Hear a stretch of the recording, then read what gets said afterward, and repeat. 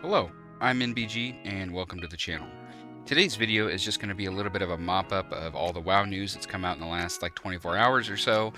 Specifically, there was one thing that kind of flew under the radar for me that's gold, um, gold making oriented that I just didn't even notice until today, and I randomly saw it and I was like, oh wow, I wonder if people know about that.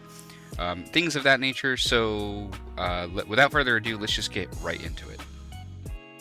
First of all, I'm going to use the articles from Wowhead, from the fine folks over there, for this video, just kind of going over the news and notes that I wanted to talk about.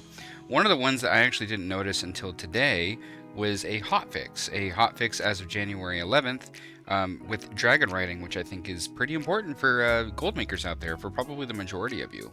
So a rebalance to Dragonrider's cultivation, increasing the amount to 400% from 10%, and reducing the duration to 3 seconds from 10 seconds. This should provide more of a bonus for those who are looking to gather on the go.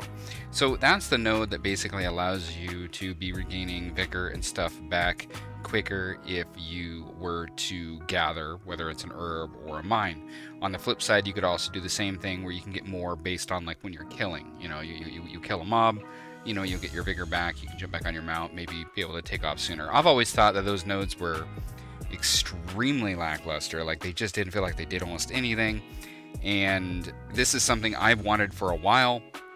I don't recall if I ever mentioned it in a video, but I do know that, the majority of you know that I'm not anti-gathering, but it's more of I'm not going to gather for a while, mostly because I'm bad, at dragon riding, or maybe I pick up too many herbs that are not as valuable and things of that nature, to where I always felt it just wasn't worthwhile, because I might go for 10-20 minutes, whatever, and then maybe I make a screw up, or maybe I gather a bunch and then all of a sudden I don't have vigor, and then I have to wait, and if you're dealing with elevations and other things like that, to me there's no worse feeling than not having vigor when you need it. I love dragon riding, I think it's absolutely amazing, but those few and far between times where you don't have vigor at all and you can't do anything and you're just kind of stuck, that feels terrible. And you know what makes it feel worse is when you're doing it to make gold. So when you're doing it to make gold and I get stuck with that, all I can see is my gold per hour going down, my overall profits going down, and I had done it a few times and I was like, yeah, this isn't for me, because I'm just not going to make the gold I want to, because I suck at dragon riding. Anyway, that's a long way of saying that this is a really, really cool change. I actually will probably either over the next couple days or this weekend maybe do some routes and try some things and just see how it feels in comparison to what I remember doing. Anyway, long story short, if you're a dual gatherer, this is huge. This is potentially huge. It also means nodes that I thought were a complete waste, such as being able to herb while mounted. I hated those nodes because I'm I don't need the extra time, to save the time from casting my mount. I didn't need it because it's I was running out of vigor anyway. It didn't matter. It's I was better off getting off my mount, herbing, mining, getting back on and going, because at least that was a few seconds of regaining some vigor, and this can potentially change that massively. So my character, who is set up currently to be able to herb and mine while mounted, this could actually make that a lot more enjoyable. So I'm very interested in testing this out. If you guys are testing this out or can really notice a difference, please let me know how you feel about dual gathering right now. Probably what is the big news article in the last 24 hours is the fact that they've announced when the patch 10.0.5 is coming, which is going to be January 24th or January 25th in the EU, for all you wonderful EU folks out there. So this is big. This is big for multiple reasons. First of all, you see it right here. The trading post is on the way in this patch. Granted, it's showing that the trading post will be available come February 1st, right?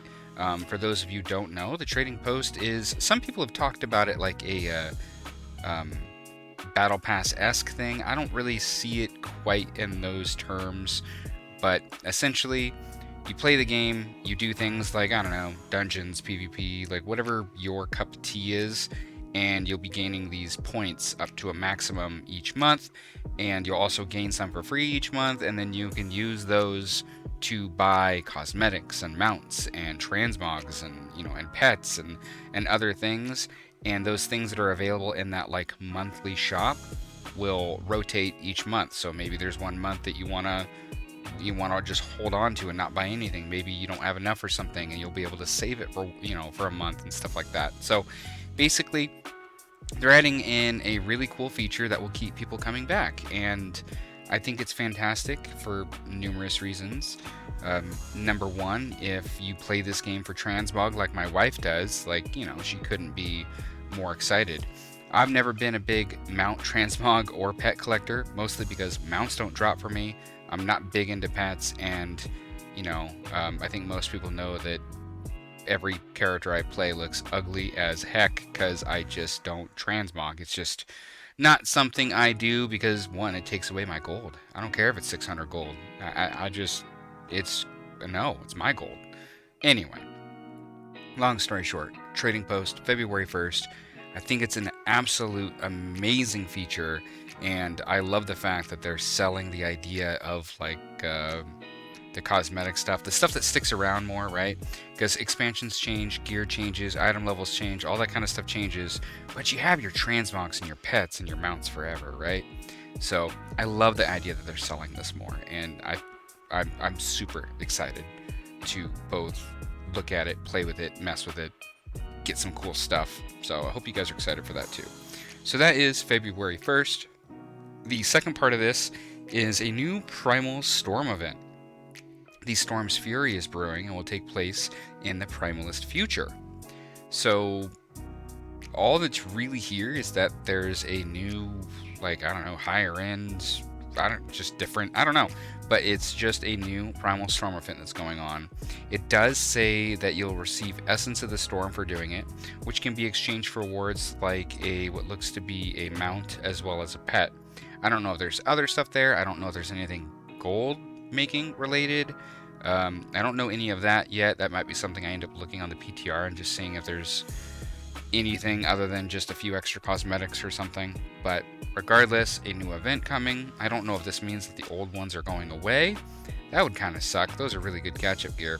But either way, that's coming, which is pretty cool. And then here's another one for you gold makers out there, because again, if you're on my channel, that's probably what you're here for, is gold making related stuff.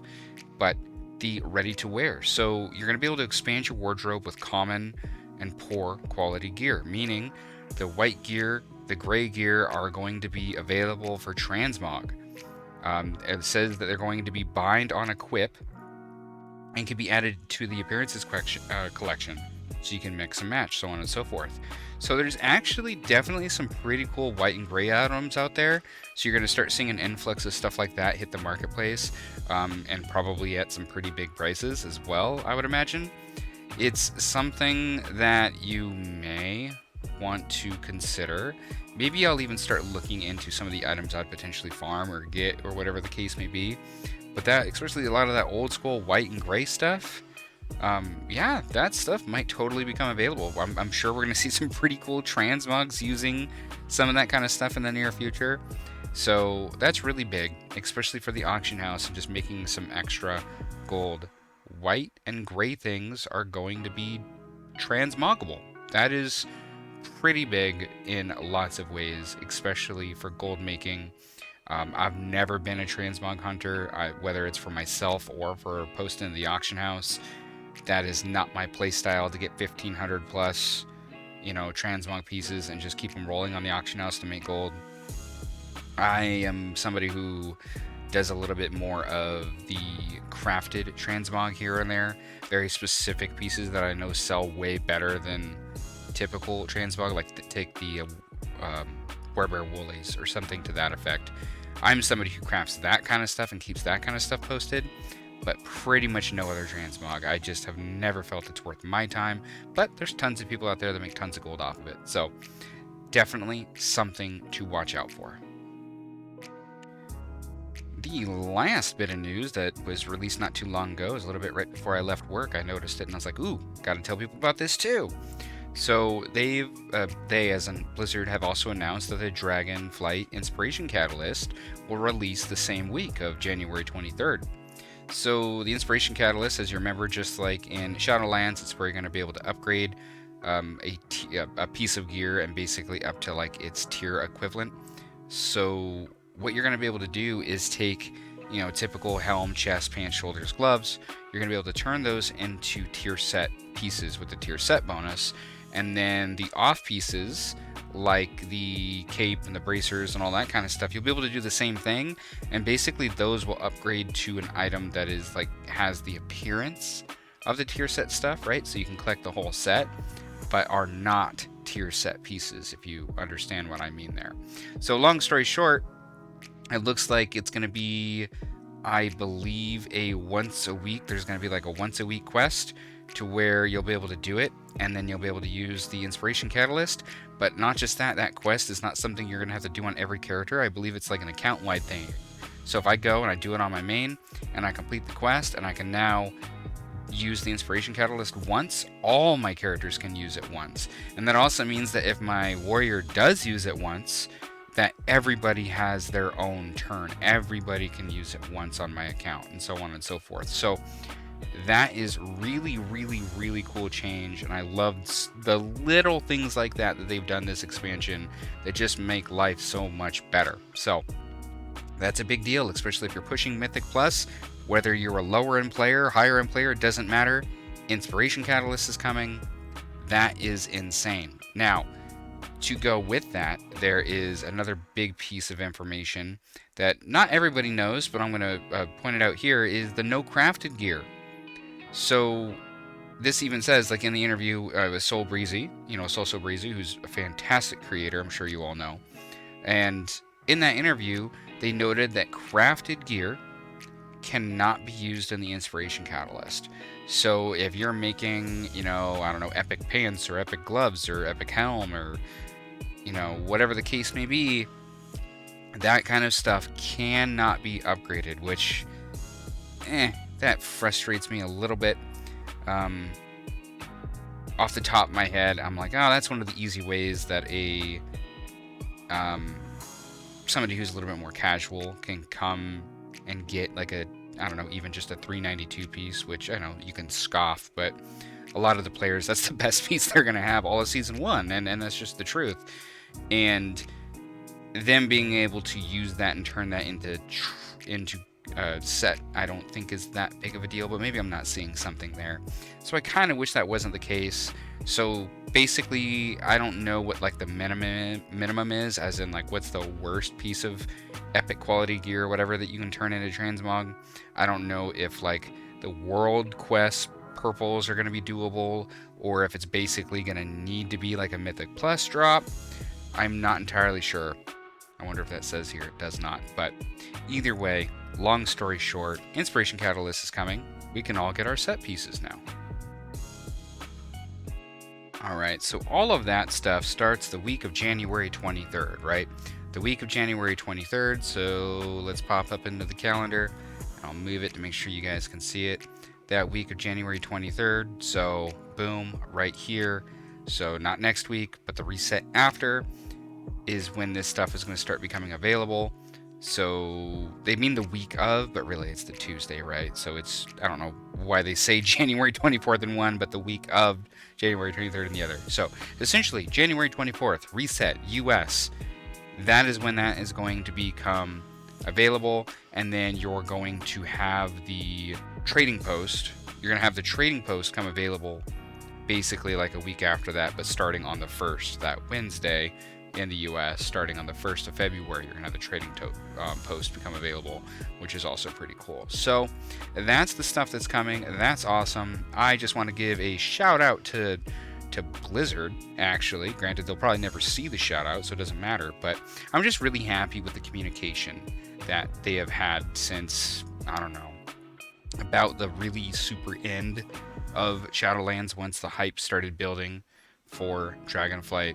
There's been just so much more communication, and regardless if the communication is good or bad, the fact that there is communication means absolutely everything. Any communication is good communication at this point.